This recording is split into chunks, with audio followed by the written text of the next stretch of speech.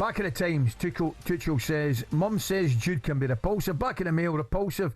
Bellingham's antics can be ugly, says Tuchel. And the Sun, alarm bells. Don't upset teammates or my mum, says Tuchel. Right, come on. Want you to have your say this morning. 03717 2233 444. Are we all getting carried away? He's clearly a fantastic player. Does he have to rein it a little bit? I'm not so sure. You guys give us a call and let you know. Are the best players the ones that have that edge, as Thomas Tuchel called it? An edge, and we know exactly what he means. Perfect example. Wayne Rooney, one of the best. He had an edge. Of course he did. Better believe he had an edge. Chief football correspondent for the Mail, Craig Hope, had this to say on breakfast earlier this morning. Is it a coincidence that the arrival of Jude Bellingham and this superstar entering the stratosphere of the England squad has changed that? And I was at the Euros last summer, and I did think some of Bellingham's behaviour towards his other teammates was intimidating. I didn't think it was good. When he scored the overhead kick against Slovakia, it was wonderful. We're not debating the merits of him as a footballer, but when he scored that overhead kick, I remember on the day I said to one of my colleagues, this is dangerous. This is just going to inflate the ego and take it to a whole other level. In speaking to people around it, I think Bellingham was a problem in camp with some teammates last summer. So Thomas Tuchel hasn't said this lightly. He's a super bright bloke. He's gone in there, and as much as he's assessed them as footballers, he's assessed them as human beings. He did not say this for no reason. The wording was clumsy. It might come back to haunt him. But I don't disagree with what he said. Okay, here we go. Straight to the phone lines. John's a City fan, giving us a call this morning. Thanks for doing that, John. Good morning. Good morning, John. Morning, guys. Are you well? We're in top form, mate. We hope you are too. What do you think? So give me a repulsive winner rather than a nice guy loser. Who actually cares what Thomas's mother, second-handed, twice removed thinks? Give me a winner. Thank you. That young man, if he came up for sale, all the big clubs in world football would be clamouring for his services. It's up to the others to match up to his expectations. He's trying to drive the bar higher. We need it to go higher. So at the end of the day, give me a repulsive winner rather than a nice guy loser, because that's what we've had so far since... I was 6 months old when we won the World Cup, guys, and that tells its own story, does it not? And, you know, when we've gone into the finals and we couldn't beat an aging Croatia in the World Cup in the semi-final and we sat on our hands, that's nice guy losers. Don't want to see that. I want to see Jude Bellingham raising that bar. Be as repulsive as you want, Jude. Put the performances on the pitch. Totally agree. John, I don't necessarily disagree with you. However, I'm going to play devil's advocate. Does he need to curb it a little bit? And I'll ask you that question, but backing up by saying, we've already seen it, could his discipline or indiscipline cost him a red card, 2 yellow cards? Could it eventually cost him and his teammates? Does he need to rein it in a little bit? Well, there's players that play on the edge. Look at top quality players just of recent times who have been absolutely horrendous on the pitch. Luis Suarez being one of them. Awful, but he's a born winner. Yep. So give me the born winner, please. I'll have to take... So there's nothing... Perfection is impossible, lads. Let's get it right. Craig Bellamy, what a horrible little person on the football pitch, but his attitude... He wanted to win. Yeah. I witnessed him at Manchester City, and when he crossed that line, something switched on. But I guess, and you're right, Ali, there is a potential for getting needless yellow cards. There's a potential for that, and there's a potential that the opponents would try and trigger that. But at the end of the day, the older he gets, the more wiser he will become. Yep. So that just comes with age, and let's call it streetwise. John, thanks for your call. I think we agree with you, mate. Yes. What about Reese? Reese, a West Ham fan. Good morning, Reese. Good morning, Reese. Morning, lad. You all right? We're in top forum, mate. Reese, what about you? Do you agree with John? Yeah, I'm absolutely agreeing with him. I think it's so frustrating to listen to the media. Yes. Late players having no personality. I mean, I listened to Harry Kane's interviews on both games, and he's a brilliant player. He's a fantastic lad, but it's the same boring interview every time. We want a bit of personality, and then when Jude's showing a bit of personality, he's getting straight to the ground. We're the same week in, week out. We never show personality in the international stage. When somebody does, they want to slate him straight away. Let him be passionate. He needs to G the other players up to make sure they're up for it, because I'm seeing a lot of players internationally don't really care. And at least he's caring. It's frustrating to listen to the media slating for caring, really. I agree, Reese. I think as well, Reese, when some of the media are saying, and Thomas Tuchel said, that intimidating players. What does that? I think that says more to you as a player who's intimidated by a 21-year-old Jude Bellingham. You got some experienced players in that England squad that shouldn't be intimidated. But surely that's only intimidating to the players that don't really care. If they're not bothered, it's a bit like going to work as a working class man every day.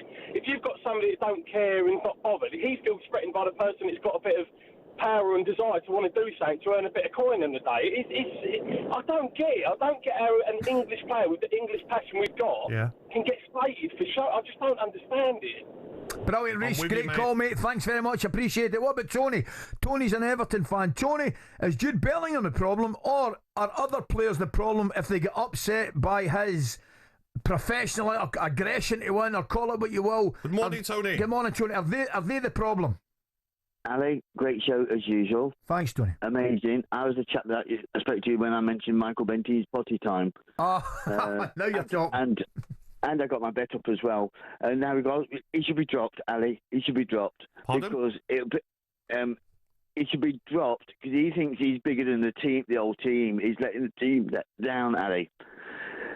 It puts England at risk, going down to 10 players if they get sent, and makes us vulnerable. Right, I take your point. However, Tony, I would suggest he also uses the words Thomas Tuchel, right? He also uses the words a hunger, a rage and a fire. Rage you could probably do with or without. However, a hunger and a fire, if channeled in the right direction, can only surely be a positive. And he also uses the term special boy, Tony. Surely that is a coach's and a manager's job to get him in, sit him down, and direct and channel that aggression, that forcefulness into, a force for good. Ali, it's the interpretation of the different referees we have when we say, like, if we're playing abroad. The interpretation of different referees, they will see it, that aggression might take it another way. And we can't risk that, Ali, really. Mm-hmm. That's what I'm thinking about. It's just poor. It comes across that he's the main man, sort of thing. I mean, his quality was, without question, it's there. But at the same time, Ali, I just don't like it at all. Okay, Tony, listen, appreciate the call. Really appreciate you coming on to give us your views. Absolutely. Gary's a Liverpool fan. Good morning, Gary. Good morning, Gary. Do you agree with Tony? I beg your pardon. Do you agree with Tony, or do you agree that this is something that's, if it's not unique, it's something we should sort of, look forward to? It's the first time we've seen this kind of aggression or will to win or desire or somebody that cares. Where are you on it, mate? Morning, boys. Good morning. The thing, I've got to be careful because obviously PG and all this and on the radio, but it's becoming a joke. Let Jude be Jude. If I'm an opposite player and I'm in that tunnel, I know that I've got a battle on my hands. The media are bringing him up, bringing him down. For me, we don't want robots in the game. We want players that are passionate, give it all. Look at Rooney. Skinhead Rooney days, 2009, brilliant, went into challenges. We want England players that are passionate. None of these non-games, these friendlies that mean nothing. Like you bring Ivan Toney over from Saudi Arabia, for 8 minutes in two games? Gary, yeah, I'm totally with you, mate. Imagine next summer a quarter-final and we go a goal down. I want Bellingham lifting the players, screaming at them, come on. We're going to win this World Cup. Let's get back into the game. Not players that are like going through the motions, looking for someone else to step up.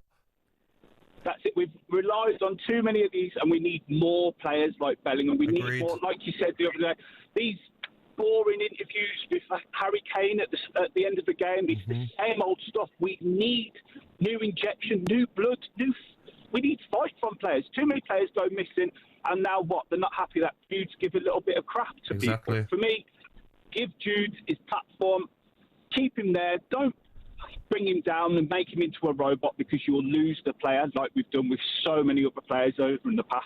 And for me, just keep going, Jude, if you're listening. Just keep being that player. Brilliant, Gary. Thanks very much. It's amazing this. I've got to say, majority will agree with us. Yeah, the majority do think that somebody, Jude, should be, enjoy the passion, enjoy the desire. He's a captain waiting, isn't he? The last two messages come in, kind of sum up. Kindy's been on. He just says simply, give Jude the armband. 100%. Right? Mike from Southampton's come on. There's an edge and a desire, and then there's being a petulant child. So it's split. However, I'm with you. I think the majority are pro Bellingham and let him go on with it.